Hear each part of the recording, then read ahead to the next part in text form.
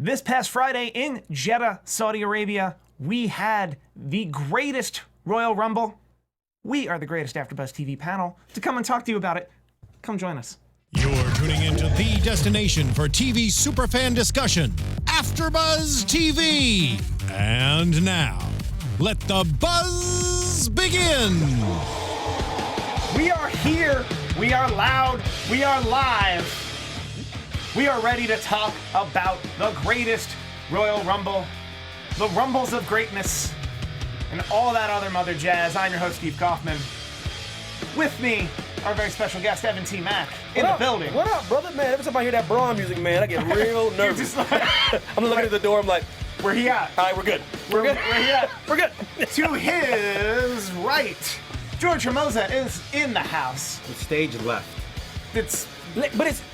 to a direction of Evan T. Mack. What's up? It's me, as always. You guys, I've missed you guys. We haven't been all collectively together since what, Royal Rumble? Wow. That sounds right. Because you Sounds right. I'm weren't happy here the for panels- elimination. No, you weren't here for I elimination. was the last You two weren't here for pay-per-views. Fastlane or WrestleMania Yeah. or yeah.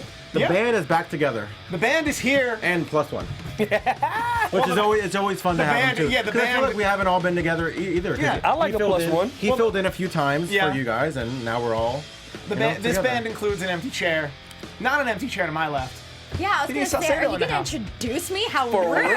Are we really gonna follow the theme of tonight? Leave the women out. All right, I'm just kidding. I'm not gonna start that. I'm No, not she gonna did start not. that. Anyways, hey everyone. I forgot what I was gonna say, but yeah. Yeah, we're so greatest Royal Rumble, 60,000 people. They were in a football stadium in Saudi Arabia. It was incredible and definitely worth talking about.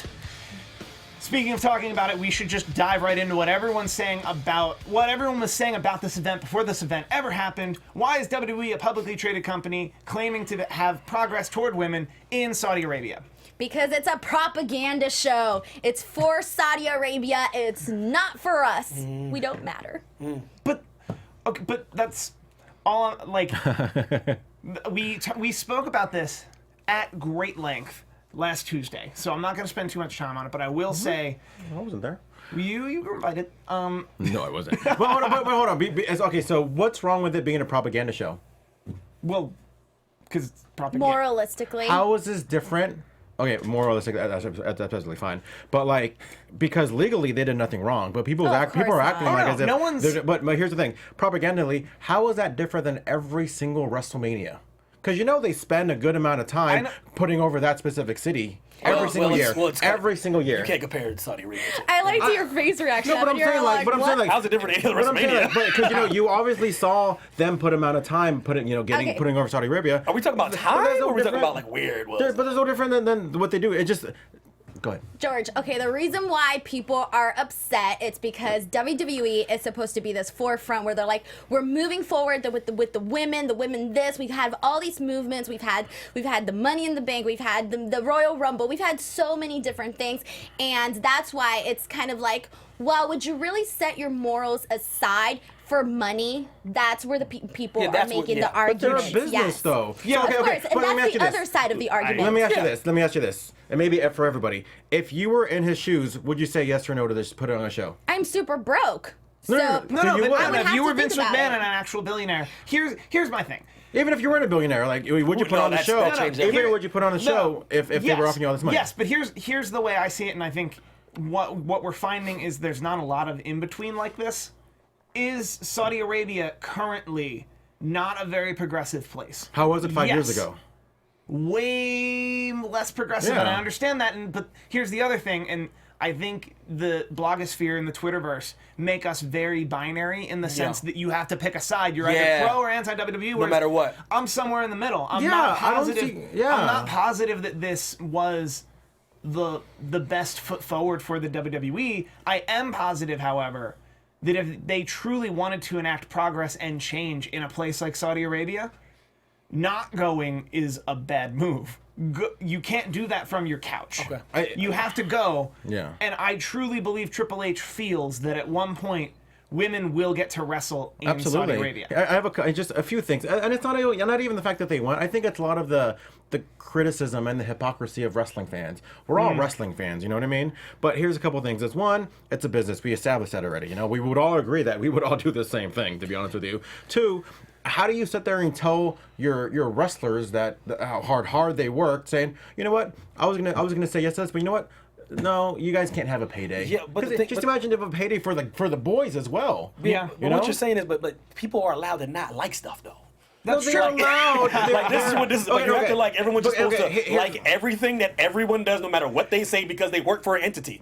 Like you can't say that. If some people have a problem with something, they're allowed to voice their opinion. They're though. allowed. They're allowed to do but that. It just sounds like hypocritical. How though? Because you act like it was all wrestling fans. This is random people. This is like casual people that are voicing their opinion. I don't have non-wrestling friends. No. That's you, bro. I'm talking about the rest of the world that's commenting. Plus, I look at it like this. Okay, so you said everything about the progress of women's wrestling. Does that mean that they stopped?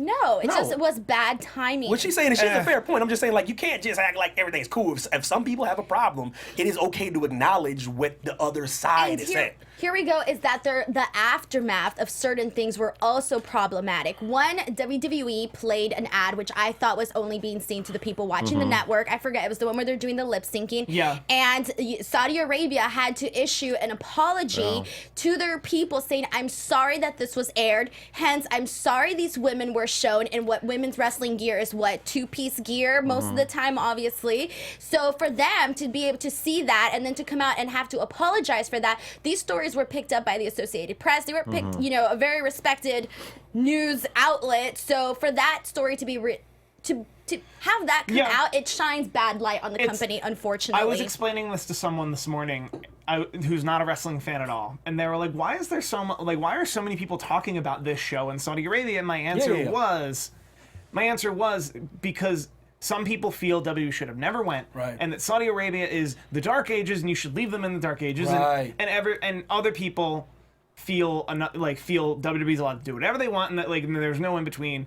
The in between is, in order to defend this, you're saying progress is showing up and making this happen, and I think it's something like 58% of Saudi Arabians are under the age of 30. In the last 2 years, 2 or 3 years ago, public viewings of entertainment in general, movies where a couple hundred people see a movie, let alone 60,000 people watching a wrestling show, were completely banned. And it's all because of a young prince that's really trying to take this movement forward. All of that is a really good story. I agree. I'm gonna get the name right. The Saudi General Sports Authority, who were the sponsors of this event, apologizing because a woman showed up on a screen twice at best. Not a great look for the story. But that's not WWE's fault. And by the way, WWE never apologized. And it's not even that, because I think a lot of criticism happened even before the event. I had people tweet me, and people never tweet me. I had people tweet me I'm not going to watch this show because there's no women. That's going too far. But here was my thing is number one, and I don't know this, I can't confirm this, but I'm sure there's a lot of women who are like, wait, I have a weekend at home? Yes, please. A person who works 300 dates a year. Yeah, and then I'm gets sure time there's a lot, off. and especially now they're in Montreal tomorrow. They were in South Africa a week ago. I'm sure they're not really, that upset about not being on the show. But however, we do have to move forward. One more thing. Okay. Actually, 7 more things. Is that one more thing? Here's my thing. Is that how come nobody's criticizing New Japan? They never have women on the show. They have their own women's promotion. But they do. What is it? It's not the same. You can't draw comparisons. This is a whole separate thing. That was the same argument that was going on Twitter, and everybody already the fact that no women on the major New Japan shows, but they have the option to do that. Show me a women's match on Wrestle Kingdom, then I'll shut up, because that's what everybody watches. I think Evan has something to say. No, You're good. Okay. All right. Well, you're not wrong. That's where I'll leave you. You're not wrong. For argument's sake, New Japan. New Japan's also not a publicly traded American company that's trying to be on the forefront of progression. But they have the option to have women. women's wrestling. but they've made it. WWE didn't have the option. But they've made a choice with their actions to say we're not going to be on the forefront of progress for women's we got to stop wrestling. acting like that WWE and America is at the That's- forefront. but I think If gotta we're stop saying acting if we're whataboutisming, that's where It's it mostly just ends. please We stop, have to get to the please matches, stop y'all. please stop singling out WWE. Because they're not the no. enemy. You know what I mean? Oh, no, absolutely I think not. that's the main thing that I wanted to point across. Agreed. not. They're not the enemy. Okay, John Cena, who, speaking of wrestling Twitter, most people think he's the enemy. I don't think he's the enemy. Like he's Wait, why John Cena? just people like to hate John Cena. They It's do. a thing. They really do. They like to hate on my boy. but that's Wrestling okay. Twitter is a heel territory. It's so true. That's what it is. so true. John Cena went up against Triple H in a 15-minute opening match. These two can go. These they two can. haven't went together in like a very long time. All about it. This was great. John Cena wins with an AA. He Double, like with yeah, Billy. like an awesome, like he grabs the microphone and thanks Saudi Arabia for the opportunity to perform for them and bring progress to their country. Absolutely. John Cena is the self-actualized Hulk. Is how I feel. Yes. This is where people immediately start like screaming that this is paid for propaganda. I think it's somewhere in the middle. John Cena's really happy to perform in front of 60,000 trust me, people he is. in another country, in a virgin market, in it like this is a good business. It's groundbreaking. It is. Yeah, and he got to do it. I liked this match. Me too. My favorite part was when he was saying the post match when he was saying that regardless what was going on in his universe, he was going to be here. And I was yes. like, ooh, that was a direct hit to what he's been in the news for with Yo, poor Nikki that Bella. tea. Don't worry about all the other stuff that's going on with me and that one girl. So yeah, John Cena, Triple H. There are 10 matches, including a 50-man Royal Rumble match, so we are going to move past that match very quickly. We have Cedric Alexander defending the Cruiserweight Championship against Kalisto. This match was a barn burner. It was, man. They put on a great You didn't show. like it, Denise? Denise Oh, got I mean, that face. it was okay, it was fine. I just kind of felt like right after, well, first of all, the first match wasn't that great either. It was just a regular match. So then after that, with this one here, it was kind of like, oh, okay. Like the crowd didn't really care, so it's kind of hard to kind of stay with that consistency of high energy. So as we'll notice through the night, the crowd kind of went on and off, and this was just one of the minor off points. It did mark for a few moments, but overall it was. Also, Yeah. it's pretty clear they're not getting 205 Live in Saudi Arabia. That's also, it's also, and maybe this crowd was either sweetened or they're very, very tame early in this night. They didn't sound super loud to me, but it was also an open faced like an open roof stadium. So maybe they just weren't as hot as we think they were. It didn't help that for Kalisto to beat Cedric Alexander, but for winning a gauntlet match to replace a guy who didn't make weight would be out of left field and unnecessary. So heading into the match, you would have to suspend a lot of disbelief to think Cedric Alexander wouldn't win. Right. They still had a great match. Yeah, they put on a good show. Let's move on to the vacant Raw Tag Team Championships, which were Bray Wyatt and Matt Hardy against Cesaro and Sheamus. I was on record this Tuesday for saying this match should end at a schmaz with no one winning. There should be one tag division. Y'all didn't listen. Steve calling for it, man. He was that one tag division. The deleters of Worlds, Bray Wyatt and Matt Hardy, are now the Raw Tag Team Champions. How do we feel about this? I think that I expected it. They had to, since they're recently a new pairing since WrestleMania. So it would be kind of dumb not to have them, take the belts. So that's the only reason why. Granted, obviously, I still think that Sheamus, I was going to say Shimaro. I was going to mix their names. Merge them.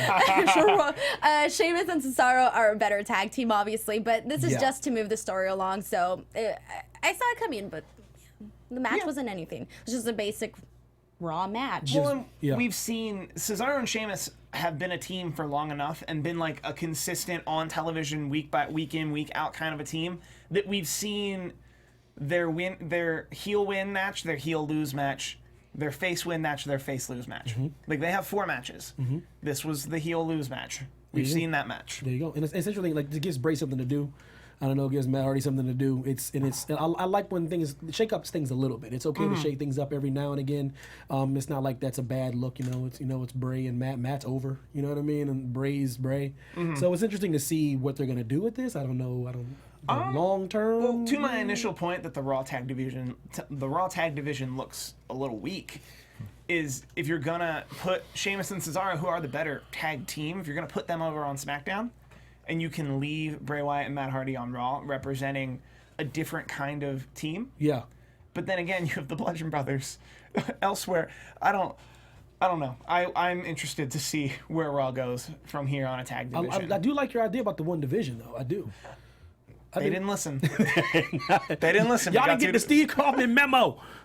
Oh, they got it. Someone signed for it. They didn't read it.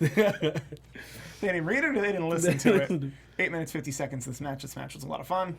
I'm really happy with this Bray Wyatt, Matt Hardy business.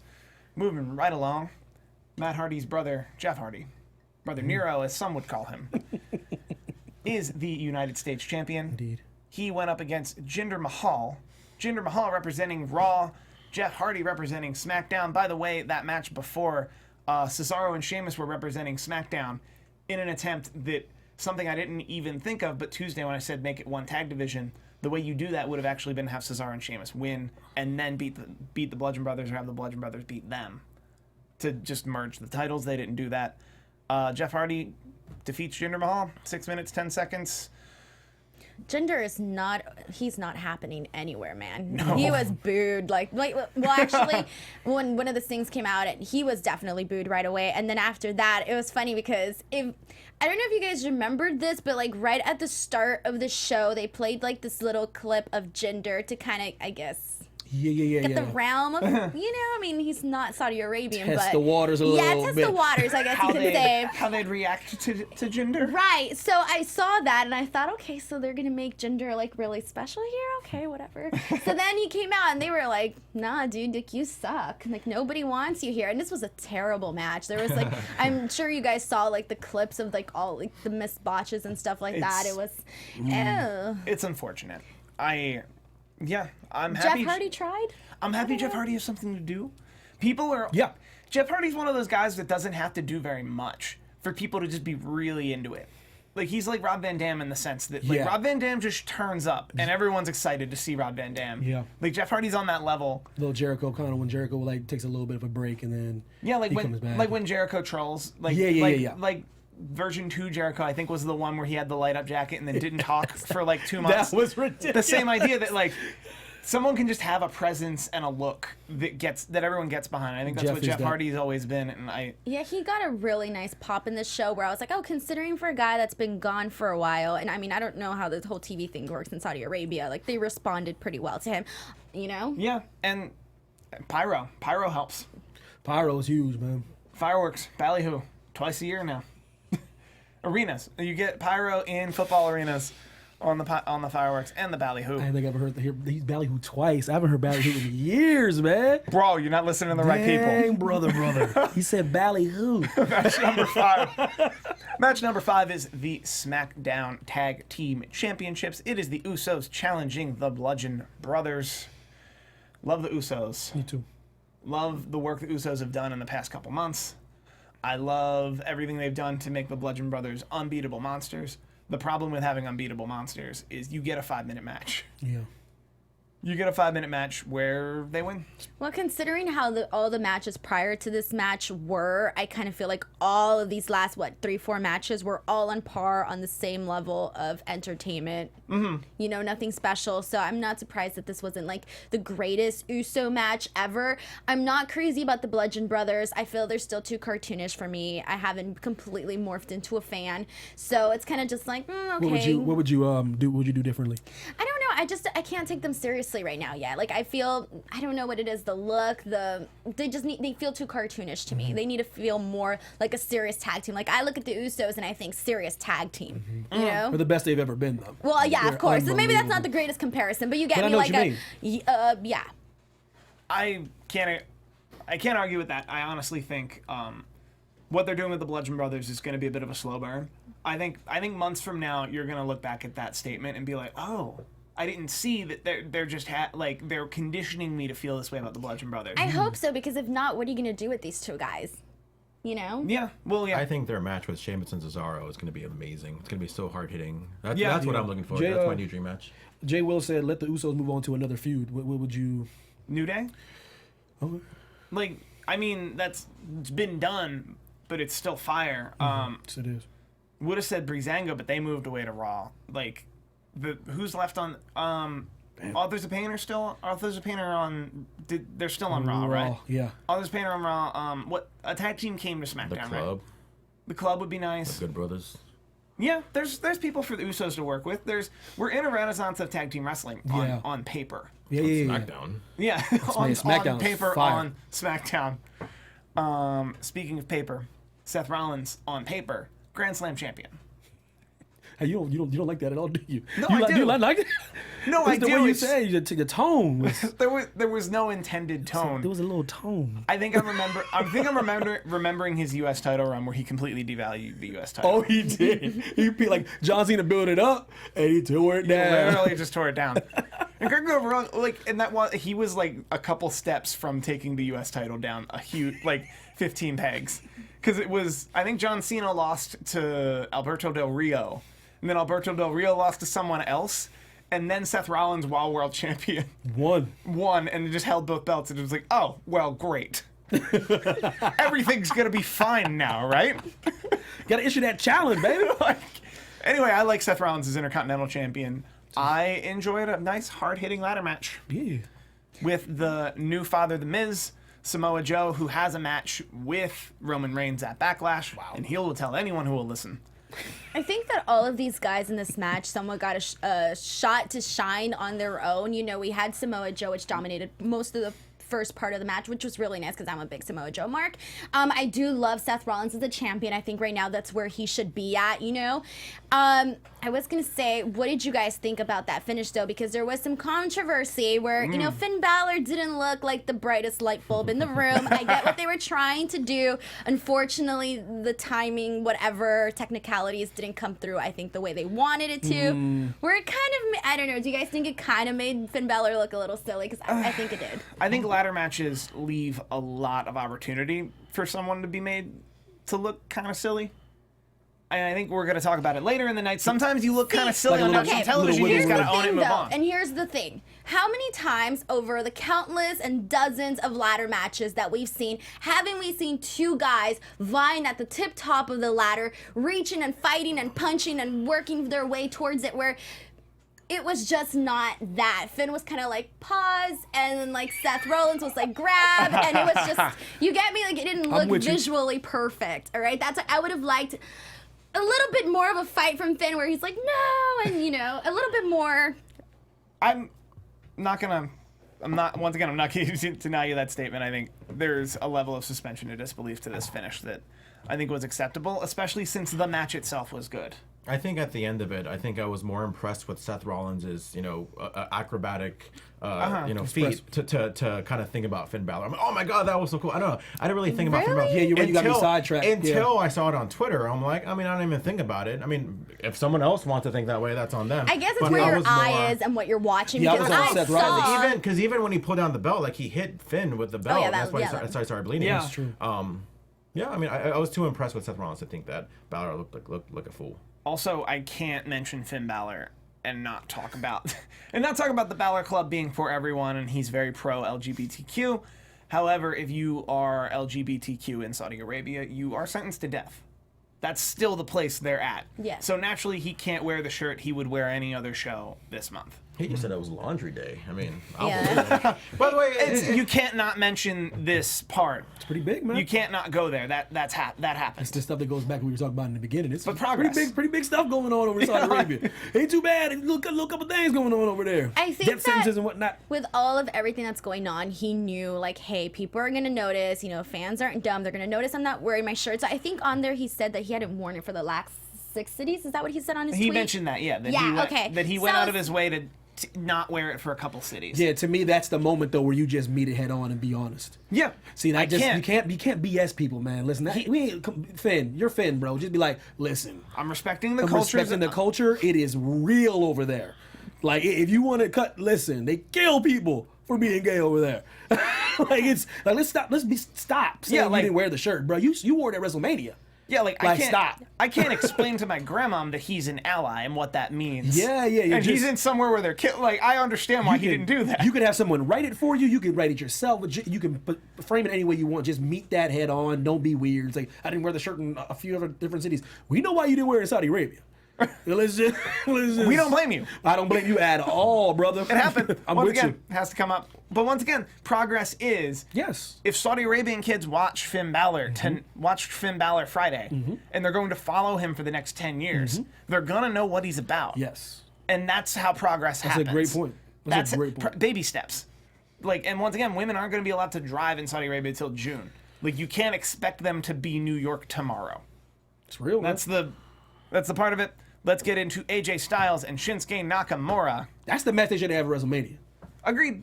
It was great. We would have still, wrestling Twitter would have still complained. Wrestling Twitter would have still complained that it was a double countout. I'm just saying it was great. I love the match though. I enjoyed this match. They only had 14 minutes 25 seconds to really go and talk about what's up. Yes, to tell us that story. I thought they did a great job. I think we're almost running the first cycle of the Shinsuke Nakamura double cross. Yeah. Like low blow. Like we're building up to something at Backlash because we're getting that rematch at Backlash. Yeah. What about you, Denise? You were like, I just want a good match. Oh, yeah, okay, I just look. hope it's just a good match. You remember that? Yeah, okay. I'm curious, So seriously. my thing was, okay, you know, I think that this match was way better than their WrestleMania match. Given what people have said about Shinsuke Nakamura not necessarily being at the tip-top level shape that he was in the past. Right. I think that we don't know what his body is feeling. We don't really know the circumstances that his body is in. So I think that maybe that's why, granted had you told me a few months ago this match was going to happen prior to WrestleMania, I would have been like, oh, this match is probably going to go in my top 5, top 10, whatever. It's not in my top 5, top 10, but I'm thinking that maybe it was just because first of all, they're carrying this match out for a while. This is already their second rematch. And maybe Shinsuke isn't where he can go that full speed, But they did a good thing. They had a good match, better than Mania. And I liked the post-match. I love Shinsuke as a heel. I think he's amazing. Yeah. And I like that this feud first started as these two guys are two respected individuals that can go. We know they're great wrestlers. They have a great legacy. Now this feud has morphed into this is a personal matter. I hate your guts. You hate my guts, Right. and I like that. Right. So where now I'm like, okay, the matches are getting better and better to where I'm excited to see them at Backlash. They're actually giving us the stakes we didn't have heading into that Mania match. That Mania match was all about them like wanting to steal the show, them wanting to have a great match, which gets kind of meta. We were just we who have seen them go before, we're so into it that we forgot about the stakes. We have stakes. We have stakes now. They're medium rare. And I do love me a good steak. Yeah, I mean, it's funny because this match, this whole storyline I've loved ever since Mania. I wasn't a big fan of it building up to Mania. I thought it was kind of whack, to be honest with you. I thought there was a lesser of the two championship matches I was excited for. But with that said, I don't think Nakamura was ready to be champion, and I think everybody disagreed with me. He should have won at SummerSlam. He should have won at this. He should have won at that. He should have won at WrestleMania. Now that, that was chapter 1 at Mania. Now that everything's happened with him turning heel, now he's ready. Yeah. This was the right finish for this match, the right finish for a Mania. I'm really excited to see the next chapter of this storyline. Me too. I really... Now Nakamura's ready. Yeah. Now he's ready. He wasn't ready before Mania. Now he's ready. I think SummerSlam, if you were building towards Baron Corbin being the heel because Nakamura gets it and then immediately loses it, I think that would have been the story. But they obviously didn't feel that way about Corbin. So we're done. So Yeah. But I'm not gonna retry SummerSlam. Match number 8, The Undertaker, Rusev, casket match. That was good, bro. Remember when this match was gonna be Chris Jericho? Remember when it was going to be Rusev at first? Remember when it was I gonna be was Rusev confused. before At that? one point, I was like, who is it? It was good though, man. Undertaker's looking limber, man. He's looking pretty good for like the last couple of years. He's been looking like he's slowing down. He's in better shape. You can tell he's moving, hips moving pretty well. Like he's looking all right, man. The match was kind of Rusev was balling, man. I was so impressed by Rusev is just so good right now, man. I was just impressed by his performance going against a Phenom. I know that's the biggest match of his career. Yeah. I know what he's feeling. That's little Rusev being like, I'm in a match with Undertaker in Saudi Arabia. Like, and he held his own, you know, and I thought it was pretty good match. Yeah, nobody gets to beat the Undertaker. You know what I mean? Like, he knows that. your job is to come out and have a good match. I also really liked Aiden English in this. Oh my I think God, he yeah. added so much to this match where at one point, you know, the crowd was a little quiet. Right. And I saw him outside, like, getting people riled up, getting people pissed off. And I think he added a lot to this match. And I actually really enjoyed this casket match. I liked how Rusev played the whole I'm afraid sort of deal. Because that's what you want to see in a casket match. You want to see the other guy be scared. Well, you don't typically get competitive casket matches. Yeah. Like that's the match is made for the Undertaker to put you in a casket. He put him and Aiden in the casket. Yeah, like that was immediately on. I was on Twitter. I was like, they're both going in that casket, ain't they? And then like 10 minutes later, I just subtweet like, yep. I've always wanted to know, like, when you're in this casket, like, what are you thinking? Like, come on, because that's pretty scary, you know? Like, you have to be like, oh, God. Like, you have to change your mindset, I think. So I want to know, like, maybe Aiden was singing to him. At that point, and Aiden had tweeted about how he was a kid in a candy store for this, too. He got to perform in front of 60,000 people against The Undertaker. Like, this is every kid's dream. Like, kids today have that dream. His thing, Joseph Bosa said, Undertaker's in his best shape. Could he make one more run as WWE champion? What do you think about that? Like, never, right? Well, no. It's not that he can or can't so much as they won't let him. They won't let him because, like, he doesn't... What would he do for the WWE championship?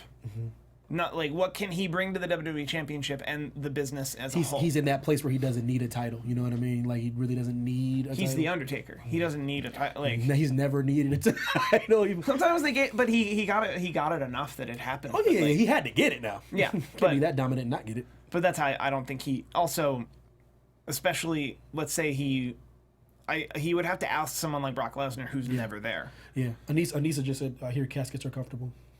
Dear Lord. Anissa Barr, holla at your girl. But well, it's actually really funny that caskets have padding at all. Because they do look comfortable as that. It's a corpse. Oh, heck no. Sorry, guys. I can't do that. No feeling. I have a fear of confinement, so I will let this be my living will and testament. Cremate me, please. Moving on. Those are some big words, man. Match scared. number 9. We have got a steel cage match for the Universal Championship. Brock Lesnar fighting out of the champion's corner, going against Roman Reigns. In a cage, Brock Lesnar and Roman Reigns and Paul Heyman all mentioning the UFC a whole bunch. How do we feel about this match? Before we even get into the finish, how do we feel about these two going in a cage? So, okay, I guess I'll just start. When I first watched this, I was tweeting like, oh my God, I'm on the edge of my nerves because we had talked about this previously when we did Smackdown. Like, so many different things can happen with this. There are so many different rumors. But, okay, so I was watching this match and I was super like into it. Like, oh, this is great. This is fun. I like it. I'm really liking everything. You know, they're both kicking out of their finishing moves. They're having so many near falls. It's great. I'm on the edge. What's going to happen? So I was thinking, okay, I'm going to come on the show and I'm going to say I loved this match. So I ended up rewatching the match.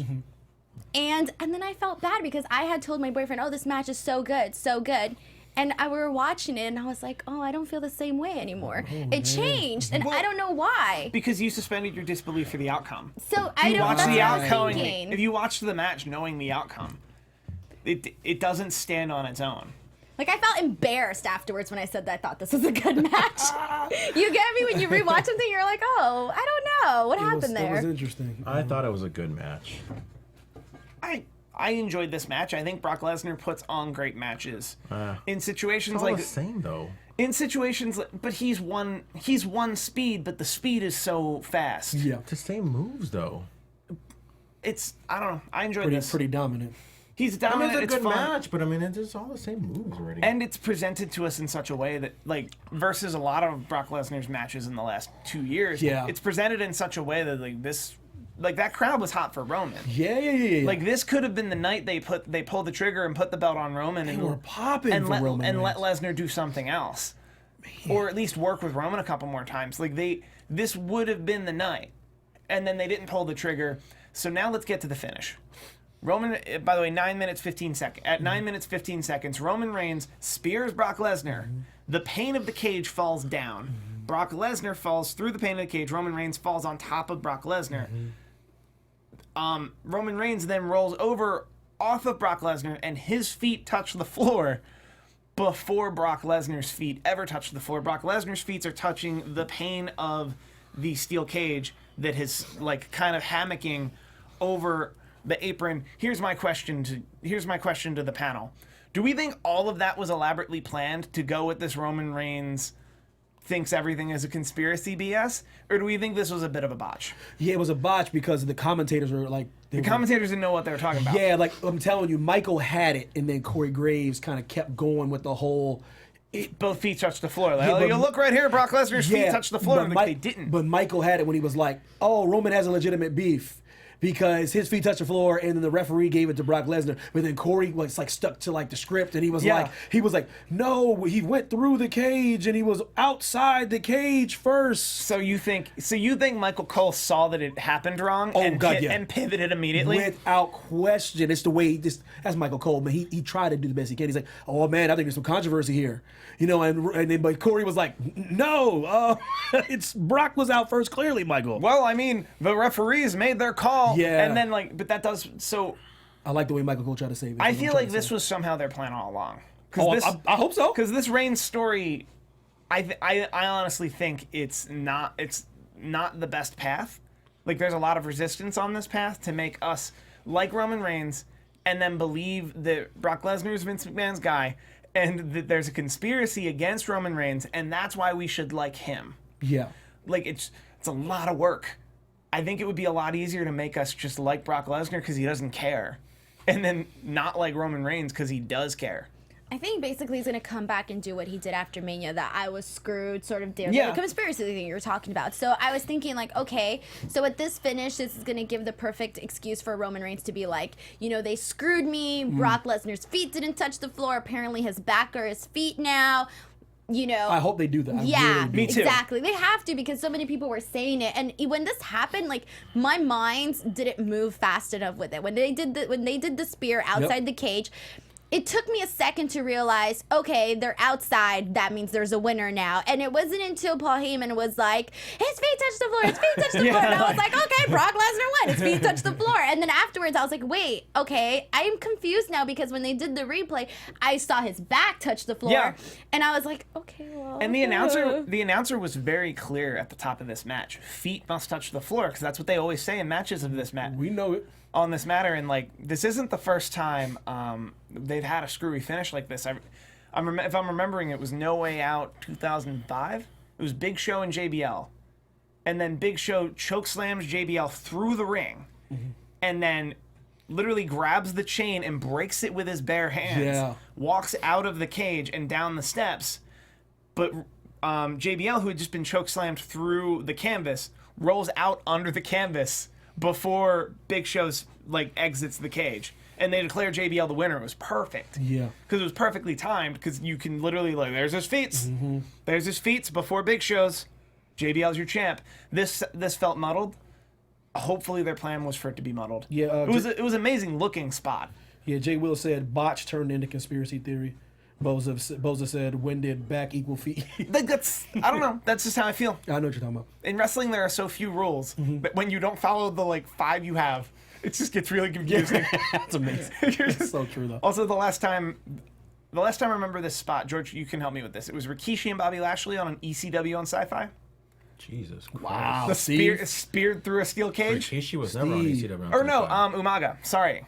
Steve going back in the time machine. It was leading into that Donald Trump match. Oh, wow. I'm all but positive that's the last time on WWE TV you can see the speared through a steel cage spot. Come at me in the comments. Wow.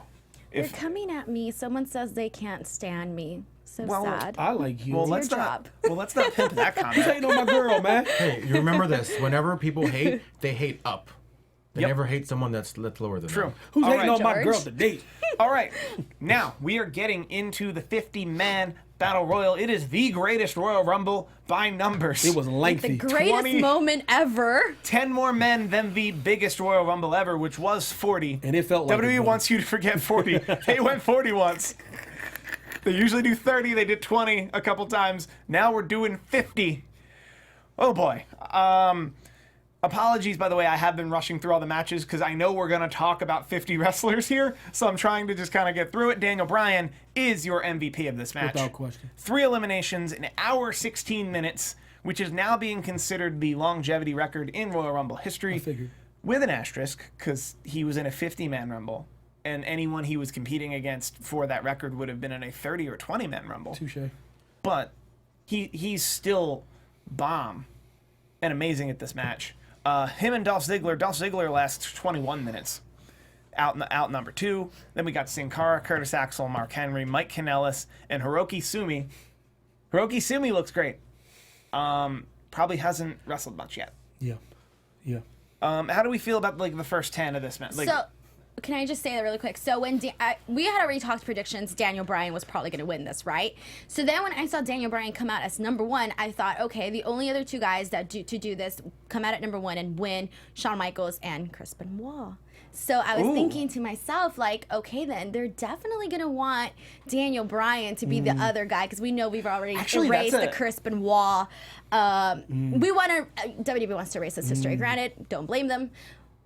Whole other argument. So I thought to myself, maybe this is going to be the whole, it's only Shawn Michaels and Daniel Bryan thing. Right. I was actually thinking that. And when he went so long and then when he didn't win, Actually, I didn't notice this till right now, but you're right. Daniel Bryan coming in at number 1. Also, it was because a tease. Also, I'll bring it up now because I mentioned Daniel Bryan's longevity record, and correct me if I'm wrong, but I'm pretty sure the longevity record at that moment was held by Rey Mysterio. And right around an hour, right around whatever Rey Mysterio's record was, an hour And some change, wasn't it? 3. Yeah. Because it would have been more than Flair's hour 2. Yeah, it was. He has the record. So I know it would have been really difficult to pull off, but nerds like myself would have really enjoyed the opportunity for Daniel Bryan to be inching toward Rey Mysterio's record while Rey Mysterio's in the ring with him and fights and gets at him to try to protect his own record. Yeah. I know that's hard to sell in a 50-man match, but it's a moment that could have happened. That'd been fun. That would have been a lot of fun. Victor, Kofi Kingston, Tony Nese, Dash Wilder, Hornswoggle in the house. Nice. That was adorable. I love Hornswoggle. I was with it. I was with it. A lot of fun. Primo Colon out. Xavier Woods out. Xavier Woods, Kofi Kingston. Kofi Kingston did not have his floor as lava spot. Didn't have it. How can it be the greatest Royal Rumble without Kofi Kingston on a pogo stick or a chair as a pogo stick? They did have the friendship hold or whatever. That was cute. I'm calling it the friendship hold because they were like, I'm not letting go. I thought we were building towards something where Kofi Kingston would be on Xavier Woods' back, and then Xavier Woods gets eliminated, and then walks around the ring with Kofi Kingston still in his Xavier. That's cute. With Xavier Woods. Xavier. Oh, so you don't say the X, you say Xavier? Xavier. Xavier. Xavier. Oh, no, just the X something I is noticed. kind of silent. How else would you? I think you're saying it right, and we've always been saying it wrong. But I always say Xavier, but I think you're saying it right, though. I mean, So and is it next Xavier time or keep Xavier? hear out how Xavier Woods says it. Maybe. I've been saying Xavier too, so. The thing is, most people do, but I think you're right. Don't beat yourself up. I'll take it. Xavier. Somebody's wrong. Jay Quillen. Jay Quillen in here? Yeah, I love Present. it. I love it. Yeah, I love it. How do we feel about Hornswoggle coming all the way to Saudi Arabia for this match? Why not, man? Love it. Company man, man. Good for Dylan. Good for Dylan. He does stand up. You guys should watch it. He's really funny. That's great. Where are we? Bo Dallas comes out. Then Kurt Angle comes out. Kurt Angle getting the pyro out in Saudi Arabia. Oh yeah, Good for him. pageantry. Scott Dawson, Goldust, Connor, Elias gets that concert. Mm-hmm. Gets that concert going. I enjoyed Elias. Please stop me if there are some spots you enjoyed, because we do have to get through 50 people. Luke Gallows, Rhino, Drew Gulak. I love Drew Gulak. Go Phillies. Tucker Knight, NXT call up. Probably not going to stay. Obviously, this is a one-night thing. Yep. Bobby Roode. It was Glorious Fandango. Chad Gable. Rey Mysterio, number 28. We're at 28 right Boy, now. looking good, man. Boy's in great shape, man. Whew. Boy's in great shape. was really upset he was hurt for that New Japan show. Boy, I've been watching this dude since I was like a baby. This dude is on, and goodness gracious, man. Mojo Rawley, Tyler Breeze. Correct me if I'm wrong. Tyler Breeze, Fandango, not in the ring at the exact same time. Then Big E, who was not in the ring at the exact same time as Kofi, and however you say Xavier Woods. Carl Anderson, Apollo Crews, Roderick Strong, Randy Orton. I didn't realize Titus O'Neil was all the way down at 39 because I think we all have to talk about Titus O'Neil. Dude, The chat's been like hot on that since before this show started. I Like it's just- way up here in the beginning. I was like, we'll get to it. Like I obviously can't go through every elimination because there are way too many, but I will just talk about Titus O'Neil and the botch and the professionalism to immediately stand up. I also want to talk because we were talking about the commentary on this show. So they cut away. We didn't see it happen. And the commentators are just laughing so hard that somebody has to point out what happened. And because the commentators pointed it out, the production truck had to air it. And then air it so much 3 times to be exact. that it became an instant meme. Just an instant absolute meme. Oh, nope, Titus O'Neil fell.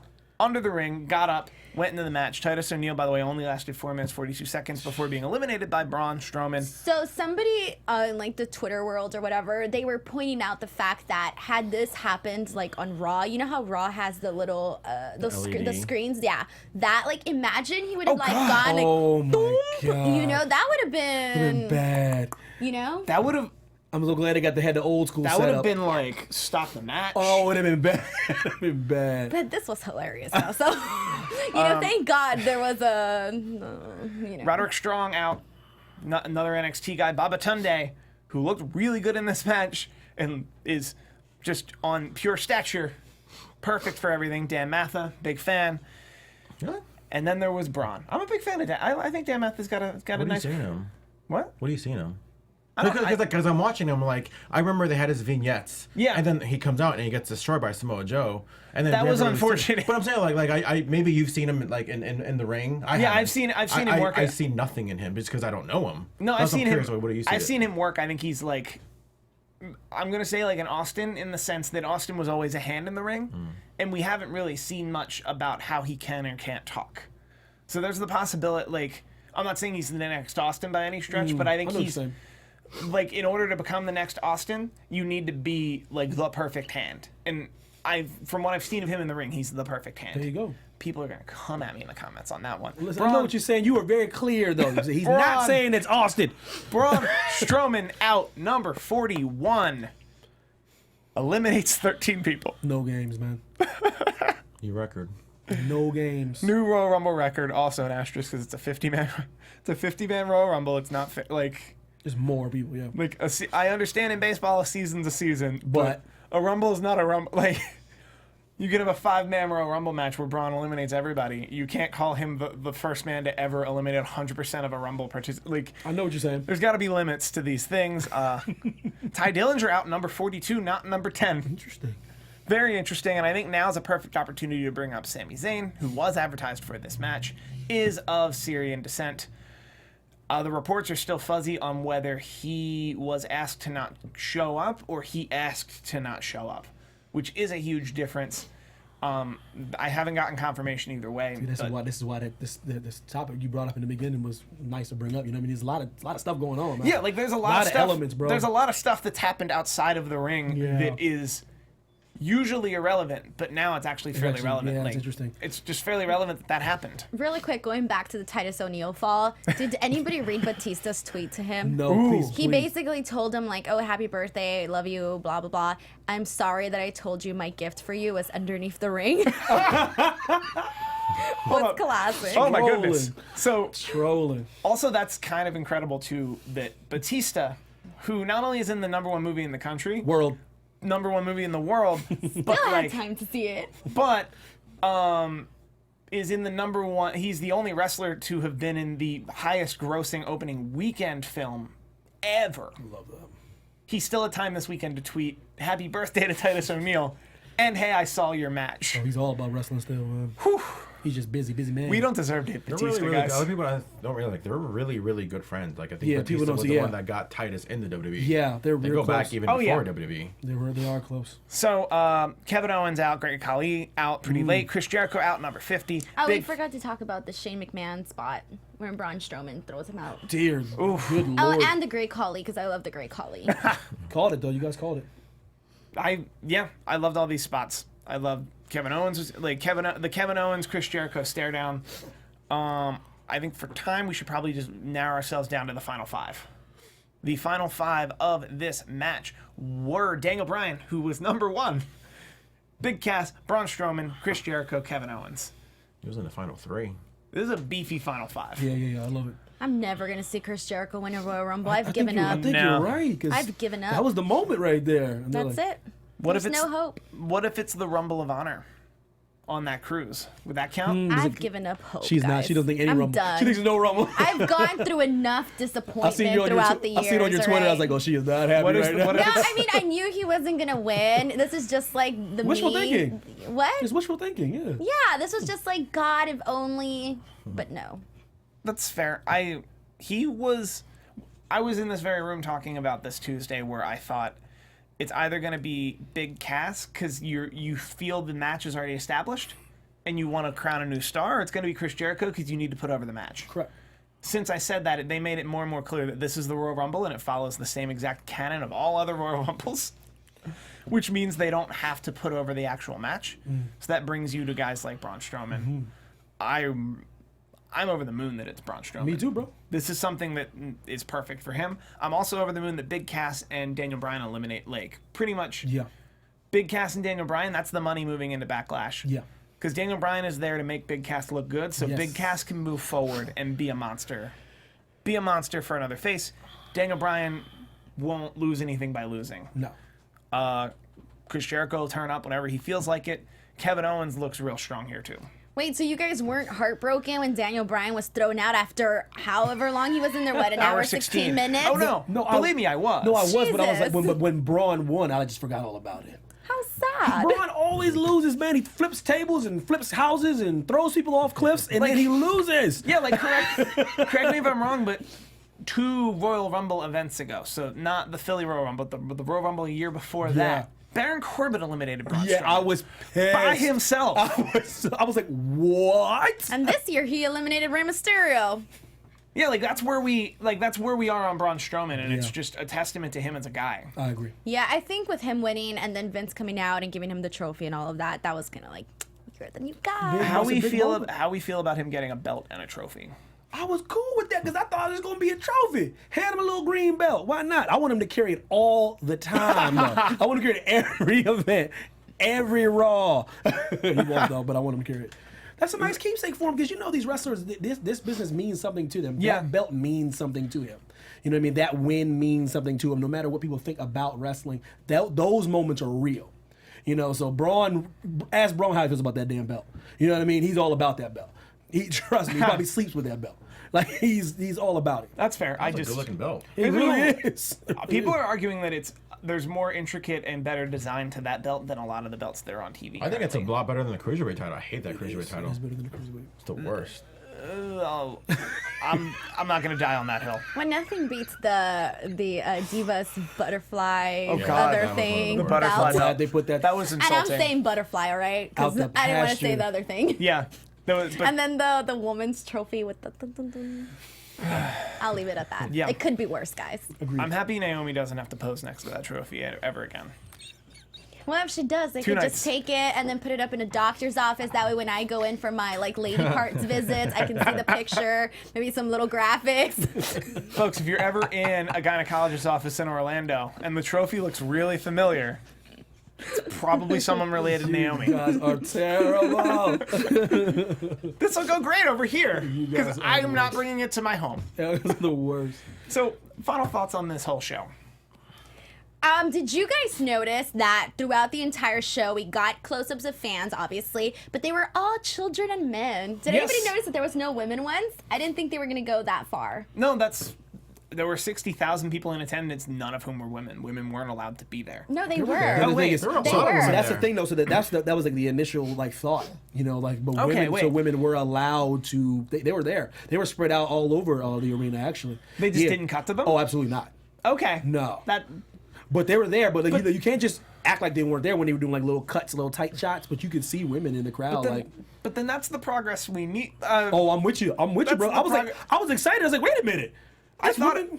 I did research and I didn't know there were women Bro, there. I was pleasantly Yeah. surprised. Well, but they said that if you were a single guy, you were supposed to be in a certain section, and then Yeah. if you wanted to sit up whatever, you had to come with a woman with you. Yeah. That's where there was more controversy with all of that too, the seating arrangements and blah blah blah. So, but I didn't think that the women weren't going to have any sort of close-ups or anything like that. I mean, you only saw them from far, and even then they blended in because you couldn't really see that much. And then also a few people, I noticed this, and I was going to tweet about it, but I didn't. But other people were tweeting that. Did you guys notice that the princess or whatever, I don't know, whatever they were in the front row? The entire floor, mind you, this is the entire, which if you think of it in Super Bowl terms, they booked the entire football field. With the entire floor of the arena is owned by the Saudi royal family. And they weren't paying attention. They were up and walking around. They were. And then and it was weird because they had the really loungy seats, Yes, and they they would did. sit and lounge in their they weren't wearing sheiks. I'll get the right term in a second. And then there were a bunch of kids, rowdy. Oh, they There were a bunch so of- cute. There were a bunch the of best rowdy part. kids that would pretty much run up to the front, and there were a couple occasions where you'd see a member of the Saudi royal family yell at a kid, seriously, I'm trying to watch this match. Oh, I didn't see that. There were a couple moments where they were literally scalding kids. I just saw a bunch of guys with their back turned. At one time, there was 4 guys, and it stood out even more because they were in white. So I was like, dude, I'm distracted. I'm looking at you and watching you not watch the show. So that to me was a little bit disappointing. Where I was like, it doesn't look too good to have that. But hey, They paid. They paid. So there you go. I guess They I can't paid. They complain paid too a much. lot. Yeah. They paid a lot, and also I mentioned this before. People in the United Kingdom, if you really, really want a WrestleMania, Saudi Arabia showed you how. Yep. You pay. You pay a lot. They're never gonna have a WrestleMania there. I wouldn't go that far. If United Kingdom? They'll have a SummerSlam, but not a WrestleMania. I Really? think it's a good test on having Wembley? some of those big shows, like a Queen- SummerSlam or a Survivor or a Rumble. But they're never gonna have a WrestleMania. I can outside see of North Wembley America. getting. the monarchy pays, They're not gonna have They'll one. be if the monarchy pays what We pay. the Saudis pay, Orlando pay, or New Orleans pay. They all pay. but they didn't pay. that's they America, they though. gave WWE a free stadium in Santa Clara. That's America, though. We're talking about. That's what Well, we're they're talking not about gonna have- overseas. they're not gonna have an I mean, overseas you can't compare WrestleMania. what we do. It's an American entity. Yeah. You know what I mean? Like They're not this. gonna have them overseas WrestleMania. Damn, we wouldn't. Damn. I overall, the fact that it was a WrestleMania-esque show. I mean, everything that makes WrestleMania what it is, it was all here. Stadium, lights, graphics, pyro, the feel, everything was just Matches, man, matchups. This visually, this was. I mean, I think 34 was the visually most beautiful WrestleMania set ever, or wrestling set ever. But it's the same thing. It's so beautifully done. gorgeous. Everything. Oh my god, it was gorgeous. Please. However, it was a glorified is an understatement. It was a glorified live event. I'm not. Oh, you know, kind of like a house show. No storyline progression. No didn't- titles change hands. It was like, hey, let's give Matt Hart, whoever, the Raw tag. The first It's- time it was ever in the Middle East. Bravo. It's like It's a Madison Square it Garden. was house show. it was WrestleMania good card. looking. WrestleMania card. Yeah. But man, I just would have liked one title change. I didn't want to open the show that way, but of the 10 matches, 5 of them couldn't help but feel that way. Because Cedric Alexander Kalisto was a barn burner, and those two can absolutely go. It was a great match, but Oh, they can that's go. what they do at live events. Yeah, can I go. guarantee you they did that. I guarantee you they did that match in the last 2 weeks, or they're going to do that match in the next 6 weeks on a main event. And Diamond Banks also brought up the fact that they're going to have their big event in Australia as well. Can someone remind me when that's supposed to be? Because I know that's coming up in a few months. September, I think. November? Are you talking? The one where No, they're there's going back to Middle East. They're going Sorry, back yeah, in they're also doing But the I think it's Australia show, and they're September. doing the November Saudi Arabia think show. But they're also going to have August or the Australia September. show where they're Yeah. supposed to do 100,000 people or something Yeah, like yeah. that. So it's a big. Yeah, and they're also speaking of the United Kingdom, they're in the Royal Albert Hall. They're in the Royal Albert Hall, I believe, in July or They're August. in June. Is it June? No, It's it's not, some- I think it's May actually. All I know is it's not anywhere near when the Eagles are at Wembley, which is what I asked you for. I'm not going to London twice, y'all. Could y'all just made that the same weekend? That Eagles fan for life, boy. You made that the same weekend, preferably the weekend before the Tampa cruise with Chris Jericho. See, Are you that doing that? I'm not sure. Okay. I have bold travel visions. Apparently. No plans. It's you, man. Globetrotting. Carmen Sandiego over Yeah, here. I'm jealous. I'm not going anywhere special, man. Goodness gracious. Where in the world is Steve Kaufman? I'm here now. And you just drove from Las Vegas, FYI. I know. I got that text. I was like, yo, this boy's turning up. Yeah. I was like, who's in Vegas? I probably would have canceled, man. I'd be like, I'm tired. Who the hell follows up? I was in Vegas. I'll be right there. Stay where you are, Steven. If the people want to find you and tell you where they're at. Oh, guys, let me know. At Evan T. Mack, Instagram and Twitter. You can follow me at G Hermoza, GHERMOZA.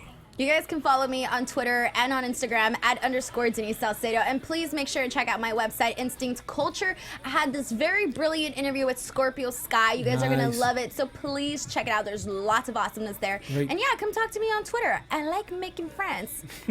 And as always, I'm Steve Kaufman. You can find me on Twitter almost exclusively at Steve Kaufman. That is KAUFMANN. I do a lot of shows here at AfterBuzz TV. I tweet about them regularly. Also, I will officially announce now that I run the YouTube pages for Bruce Pritchard, Tony Schiavone, Tony Schiavone. Not anymore. Not anymore, I'm done. Eric Bischoff and Ric Flair. I run all 4 of those YouTube pages, so subscribe to them and support me, support them. There's going to be a lot of fun content coming there. For Evan T. Mack, George Hermoza, Denise Salcedo, I've been Steve Kaufman, and this has been the Greatest Royal Rumble panel.